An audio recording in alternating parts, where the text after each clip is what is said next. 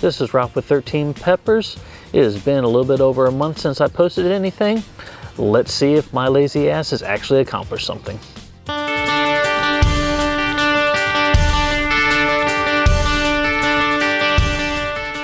To start off this year, I needed to replace a couple of my rotten out beds.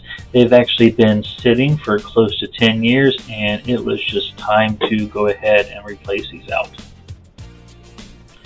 Now, I wanted to go ahead and replace them with like the raised beds you see there in the back, but unfortunately the corrugated sheets were completely out of stock and was not able to get those in or ordered by the time I needed to have these beds in. Now, last year when I started making the raised garden beds and putting them in, my initial plan was to make 6 of them and expand the current 5 rows to 6. And when I started making those, just the cost and time and everything kind of backed me up, and unfortunately I was only able to make 3 of them. Now, since I had to change the spacing, I needed to go a bit ahead with 3 new beds that I was putting in and fix the spacing at this particular time.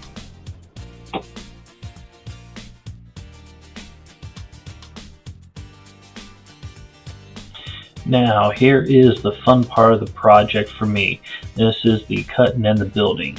Now, for the width of these ended up being 29.5 inches wide, and each section is the standard 96-inch length. So the beds that I have 3 in the front that I am replacing end up being 16 feet long, and I have a 4th bed that is in another row, which is ultimately 24 feet long. So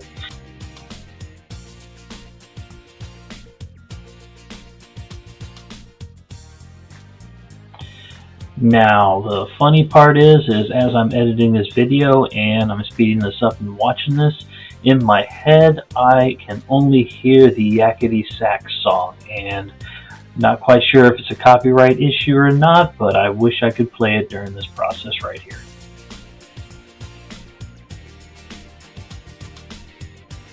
Now, the great news, since I am just replacing these beds, is I get to use the old soil. Now, this particular 3 beds have not been used in over a year, so they were just left fallow. So they have excellent decomposition inside there, excellent nutrients and microbes. So this is a real boon and a plus for starting out these newer beds.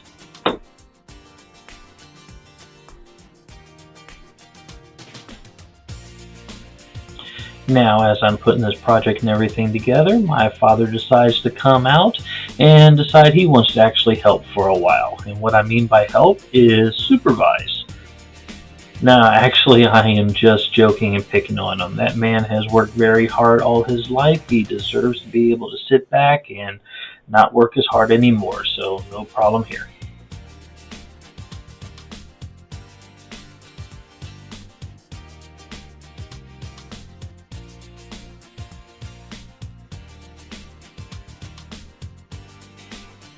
Now, after 5 days of solid rain, it has actually dried up enough that I can get in there with one of my tillers and start evening out all the soil that I have transferred over from the old beds.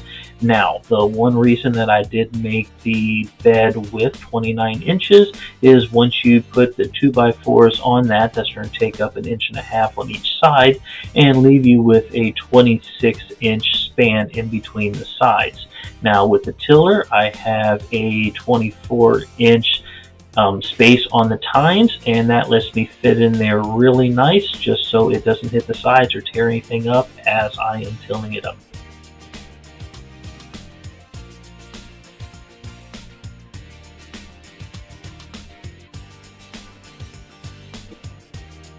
Now, the other things I add is once I have the soil and everything mixed up, even though the soil was great that I transferred over, I still want to make sure that everything separates and does not compact. So I go ahead and I add perlite to the soil, and then I add an additional compost on top of it and mix it all up.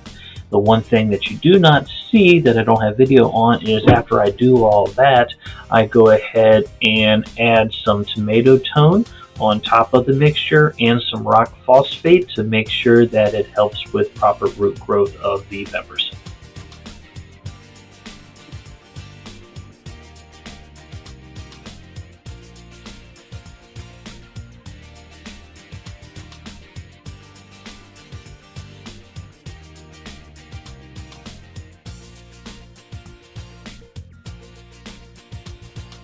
Now, the exciting part for me was finally being able to get the plants out of my grow area in the basement and setting them out on my 4x8 work table here that I can roll in and out of the garage to go ahead and harden them off.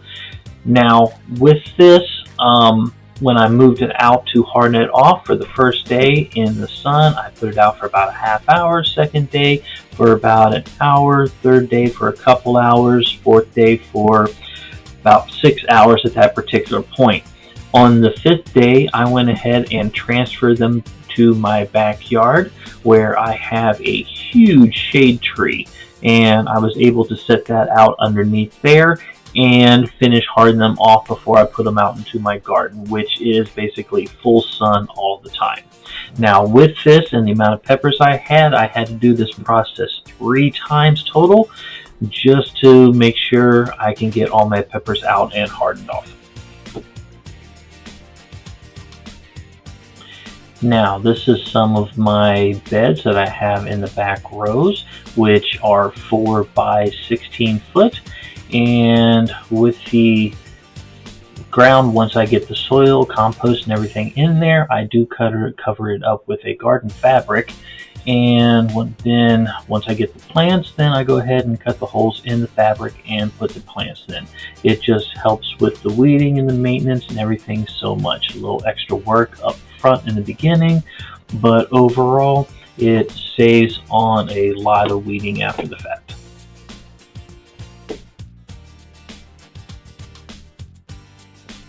The other thing you'll notice is the chicken wire with the 1-inch holes on it that is sitting up around the bed. Unfortunately, that was another add-on I did last year, because after I put in close to 300 plus plants, I had rabbits come through and decimate almost my entire garden. And if you ever wanted to see a grown man cry, watch him come out to his garden after the rabbits have hit it. But with that, I was able to put the fencing up, which took care of that. And the plants did make it back out of being top from the rabbits. It set me back about 3, possibly 4 weeks of growth, and it stunted a lot of the plants where they decided to bush out instead of getting taller on me, which is not a big deal, but it did make a big difference in what I was trying to accomplish last year.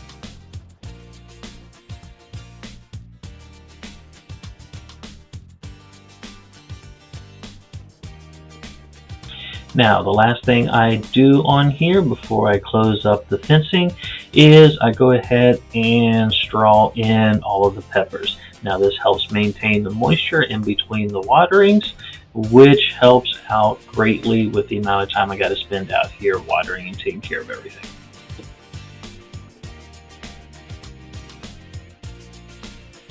Now, when putting it in the garden, a small garden, everything's not a problem, but as with, I'm going to say with a lot of other gardeners out there, this is not my primary job. I do have another primary business where I do the majority of my work and my time, and this is kind of a side project. And then when you're just being a single person and you're putting out 470 plus plants, it is a ton of work, plus putting out new beds, and that ended up being time consuming in and of itself. So another reason why it took pretty much a full month to get the garden done.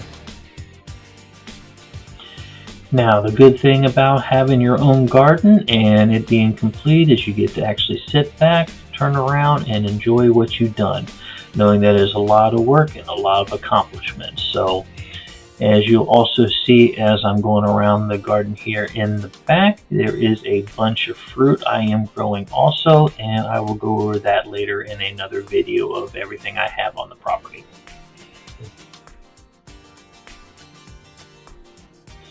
Now, due to a lack of planning, I had more peppers than I had space, and strewn all around the property is a bunch of peppers I have put in pots. I am happy with the result, but there has been a lot of challenges along this way this year. First of all, I am convinced that there is no such thing as springtime anymore. I feel like it just goes directly from winter right into summer. No real in between. First of all, temperatures towards the end of April, we're still getting down into the freezing. Come the last week of April, first week in May, they shot right up and we saw temperatures in the upper 70s, lower 80s, so no real in between. At that particular point, I started actually putting my peppers out to harden them off. Now, one of the things I ran into was in my grow area, I do have fans and everything set up to try to make the plants and everything more sturdy, but it is still completely different than the elements and the wind outside. And unfortunately, when I put the plants out, we had quite a few different times when the wind just all of a sudden gusted, and it actually ended up breaking probably about 7 or 8 total plants, which is kind of disappointing. Good news is I have a lot more plants than what I normally need, just in case I do make some mistakes, but still trying to get those and have those sheltered enough so the wind doesn't affect them is still a little bit of a challenge. One of the other challenges I had was just the weather itself. The temperature all of a sudden one day would be cranked up to 80. A couple days later, it would be down in the 50s, and a couple nights actually hit into the lower 40s, which kind of scared me from a frost aspect. But the biggest thing is just the amount of rain. We had days where there was 4, 5, 6 days constant rain. Everything was completely soaked, trying to get the garden built up, do all the work I have in there, prep all the soil. It just made it just rather difficult and slogging through the entire thing. Besides just the rain and the weather, just trying to get my vehicle back that has all the dirt, all the soil and everything to fill the new garden beds I put in. I even ended up burying my 4-wheel drive F-150 that I have completely in the mud and had to be towed out with another vehicle. Kind of embarrassing when you buy a 4-wheel drive, but hey, the ground was just so soggy, and I have a natural spring that kind of runs underneath my or through my grow area, so yeah, the ground was a little bit of an issue when I did that. Now, one thing I do want to actually go over and I do want to share with everybody is just food and growing safety. I do watch a lot of other people's videos, a lot of growers out there, a lot of gardeners, and then a lot of new gardeners coming in that are actually growing tomatoes, peppers, plants, a whole bunch of different vegetables on there. And I see a lot of 5-gallon buckets being used, which is awesome. I use a ton of 5-gallon buckets. But I'm also seeing a bunch of multicolored buckets. Doesn't mean that they're not good, but one thing you want to do from a safety aspect is take a look at the buckets. And on the bottom of the 5-gallon buckets, you will actually see like a little number and a triangle. Always look for that. Now, the numbers in the triangle should either be a 1, 2, 4, or 5. That way you know that the bucket is actually food safe and you can grow your vegetables in there without a problem. If the bucket you're using has a different number in there, then that means that your vegetables you put in there will actually leach the chemicals out of whatever material that that bucket is actually made out of, and that is something you really, really don't want. So always make sure that your buckets and containers are food safe. I want to say thank you very much for watching the video. If you like what you've seen here, please subscribe to the channel and hit that like button. It actually helps me out very greatly with the YouTube algorithms out there. You can also follow me on Instagram and Facebook at 13 Peppers by Ralph, or you can actually head to my website, which is 13peppersbyralph.com, and that way you can follow everything I'm doing, where I'm posting my videos, content, and everything else that is coming out this year. So with that, I'm Ralph with 13 Peppers, and thank you very much. I do have fans running to try to actually build up the shit.